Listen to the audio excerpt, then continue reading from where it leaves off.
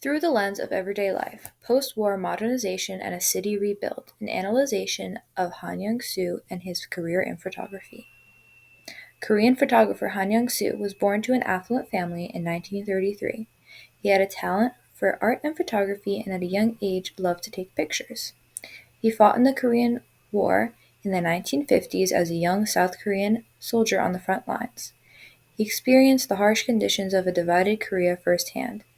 After the war, Han returned to Seoul only to find an impoverished and devastated city. Han chose photography as his profession and was able to capture a period of profound, rapid change through the lens of his camera. Seoul was being built and transformed into a modern urban city after the war under the influence of Western modernization. Throughout this change, he brought light to the individuality of everyday people's lives.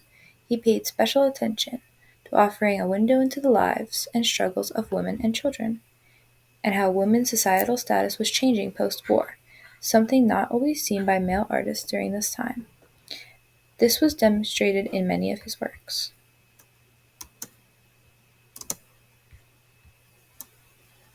The war had taken away many things. Not only had it mercilessly trampled down on our beloved families and neighbors, but also their happiness, hope, and furthermore humanity itself.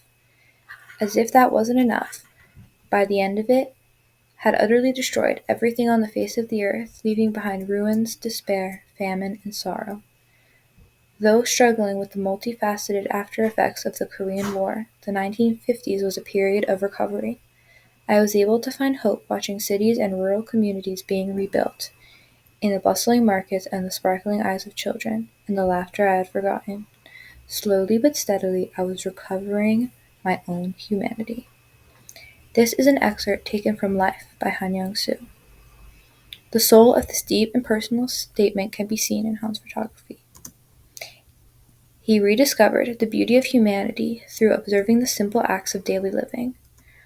All of the photos shared in this paper are black and white and include one or two main individuals, either walking to and from work, relaxing on the beach, talking with friends, looking at products available to buy on the street, or engaging in some other form of daily living. Bando Hotel, a photograph taken in front of the Bando Hotel, is a striking example. A woman can be seen walking with self-assurance through a lively city in the streets of Seoul wearing a large fur coat, perhaps on her way to work, the store, an event, or simply taking a walk. It's clear from this woman's style of dress and haircut that she, like many others, have been influenced by the city's post-war Western modernization. Geographical context adds valuable insight into the state of Seoul during this time, as well as its significance to this picture's representation of the political and social state of Korea beyond what meets the eye. The Bando Hotel was a crucial political space where the American-led free world was integrated into post-war South Korea. It was also a major capitalist space and represented the localization of both social and economic global forces. Located in the heart of the city of Seoul, the Bando Hotel was a symbol of Western modernism, capitalism, and Cold War cosmopolitanism in South Korea during the 1950s. The image of a modern Korean woman walking the streets of Seoul, combined with the specific and broader location's historical context, creates a fascinating and complex image of the state of Korea at the time, while maintaining a grounded feel by focusing on a moment in an everyday individual's life. Han's photography gives viewers a look into the city of Seoul during a rapidly changing, historically significant time while remaining focused on the individual and the simple beauties of daily life.